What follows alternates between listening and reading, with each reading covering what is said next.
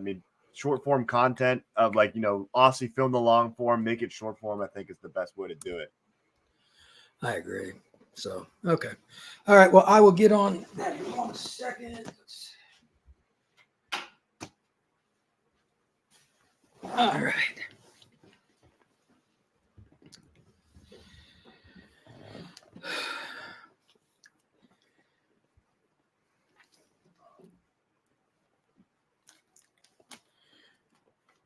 Just let me know whenever you're ready, brother.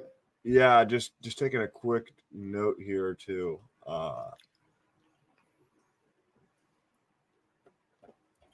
Okay.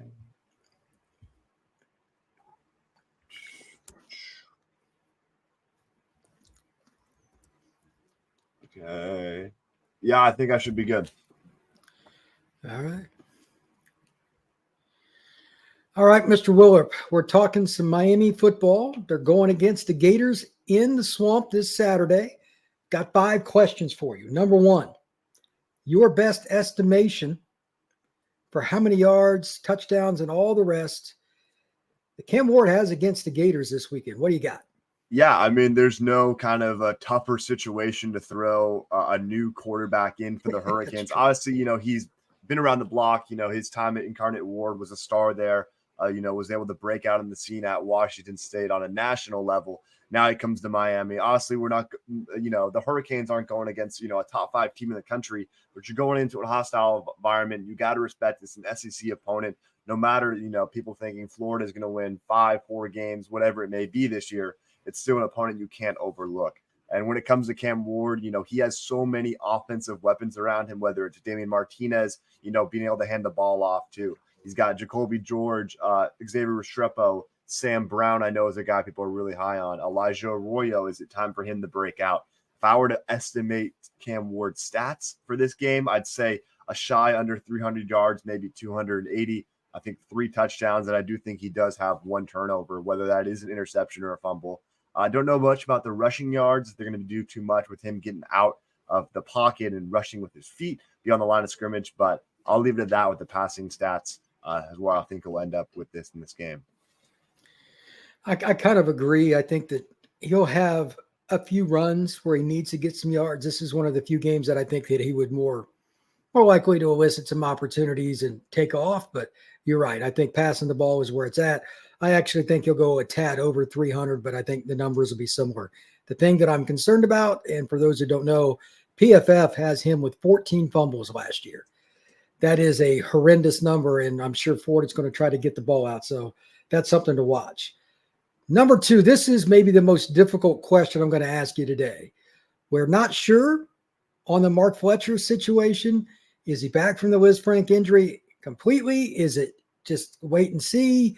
They need to let him go out on the field and run around before they know. I'm going to look at it this 2 ways. If Fletcher plays, it's going to be him and Martinez, I would assume. If he's good to go. That's pretty simple. But assuming he doesn't play, who do you think the main backup will be to Damian Martinez, the transfer from Oregon State? And part 2, when they're in pass pro situations and Martinez gassed, like he just ran a route or whatever, who comes into the game if he's not? He's a big dude. He's 225, 230. Yeah. Who comes into the game? Because pass protection I'm concerned about because Ward already is a fumbler.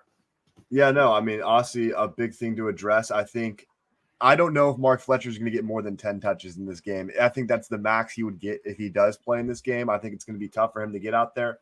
I think looking at some guys that could be in line to be that second back. Obviously, Chris Johnson was a guy that was featured a lot during spring when I was out there. AJ Allen obviously had a role last year on the team.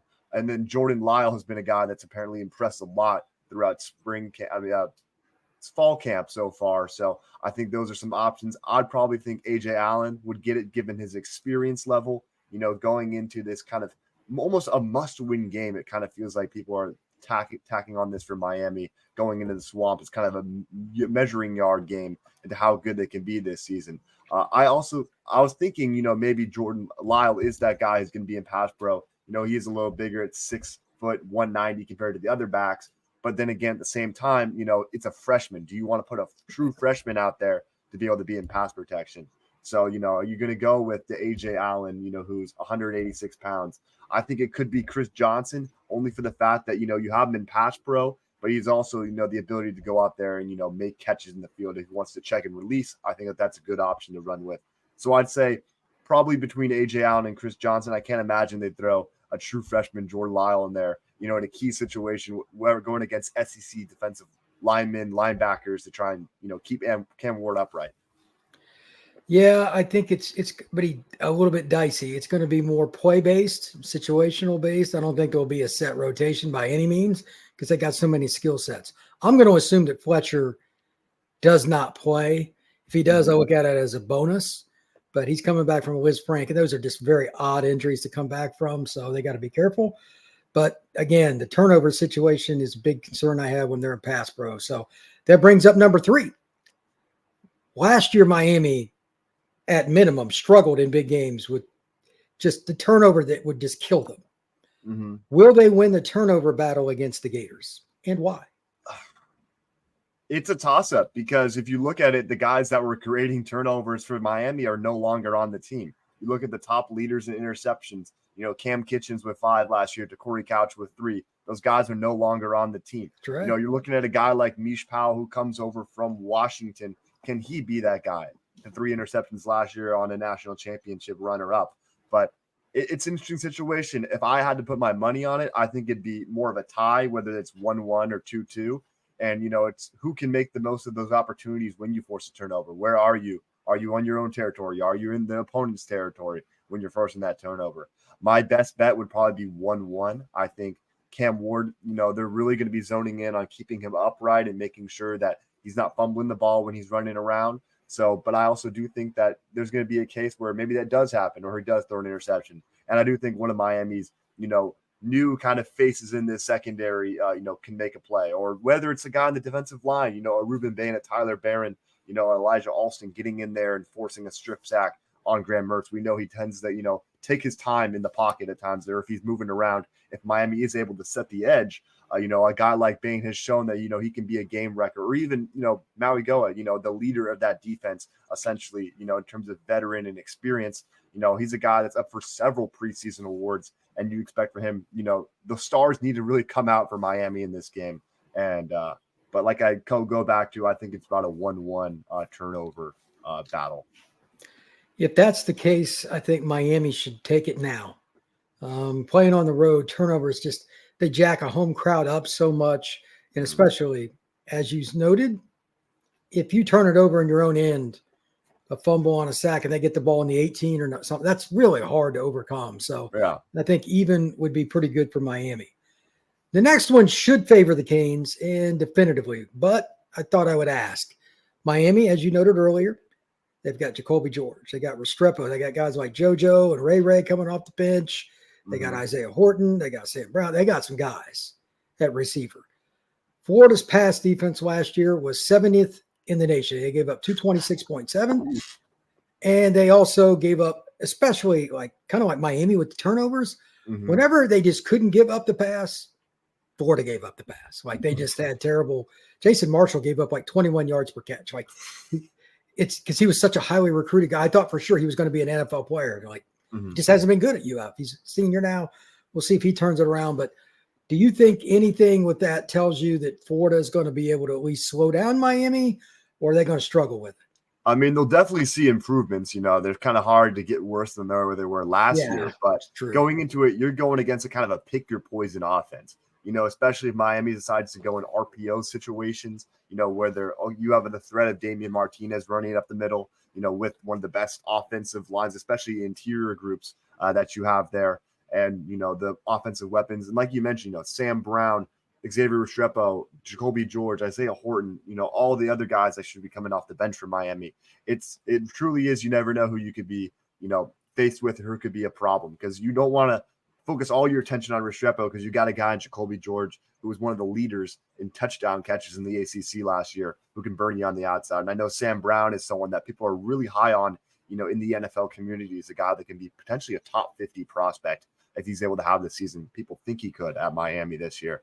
I think it's going to be a problem for them, but I also think that it won't be as explosive as this Miami offense can get, because you're going in again to a hostile situation. You want to hope you avoid those penalties. That has been a problem from last year, racking up those penalties. But I do think that, this is going to be the offensive skill group for Miami that will be a strength. I think it'll be a problem for Florida in this game. And, it's, who do they decide to focus in on and who's going to have their own in that game? I think that Miami can win a lot of the key third down battles. And let's be honest, close games often come down to third down passing situations. It's not a newsflash. But they have a group that has seniors, and they've got guys that are used to being in the spotlight. Like Jacoby had 3 touchdowns against A&M last year. Restrepo has always been a leader for the Hurricanes. Sam was a guy that Shannon Dawson knew when he was at the University of Houston. They're bringing in those guys. Arroyo, I know I said receiver, but that's a guy I really hope he breaks out for his own. That guy's been just hurt. You kind of hope he just gets to play. I mean, I don't know how good he is until I see him in a game. I don't care what he does in practice. And I saw him in the spring. He looked good, but I'd like to see him catch a couple balls just for his own sake. But I think Miami should be able to be conveniently happy with their third down results, and that should be a key for the game. Final question. It's first game of the year. It's hard to project depth charts and all that stuff. Even the Hurricanes themselves, like Cristobal, I'm sure he has ideas, but you play the hot hand. Yeah. Name a player that you think will, quote unquote, break out or surprise against the University of Florida. Yeah, I think Wesley Bethsaint is a guy that's kind of set up to be, that next, kind of linebacker, the Maui Goa, to kind of take over for him when he's gone and really break out this year.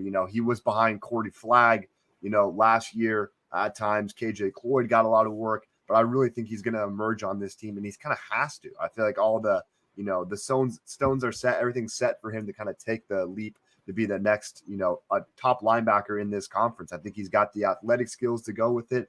I feel like he's got the character to go with it, and I feel like that South, the Florida battle, between 2 of the big 3 in the state. I feel like he's a guy that's not only going to break out in this game, but I think he's going to have a great season for Miami and will be, one of the returning stars. I'd imagine he'd return again for a senior season. I think he'll be a great player for Miami going forward. Well, that would be a great story for the Canes because linebacker, I mean, they've got some players, but they're not dead set on how it's going to work.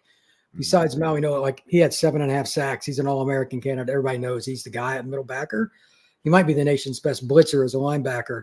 Yeah. But Wesley's a local kid, played at Miami Central. He's a great guy, excellent student. You kind of root for those kind of players anyway. But he is fast. And against Florida, I'm curious to see how they use him. If he's going to be more the coverage guy, they're going to bring him. But he does have a lot of talent. Liam, thank you very much. And let's see how the game goes. It's going to be a really interesting environment down in the swamp. Oh, we'll have plenty to talk about, indeed.